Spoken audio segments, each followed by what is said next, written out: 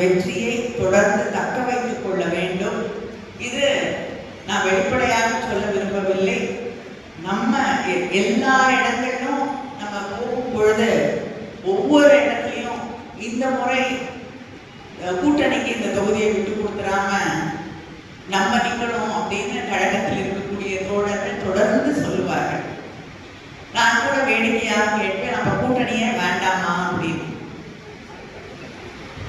அப்படி கேட்கக்கூடிய அந்த நேரத்திலே இன்று கூட்டணிகளை பற்றி நாம் சிந்திக்க வேண்டிய ஒரு காலகட்டத்திலே நின்று கொண்டிருக்கிறோம். அதனால நம்மை நாம் பலப்படுத்திக் கொள்ள வேண்டும்.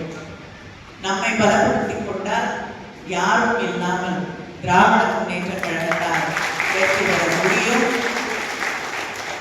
வெற்றி பெற்று காட்டுவோம். நாம் யார் என்பதை விரைவிலே நிரூபிப்போம்.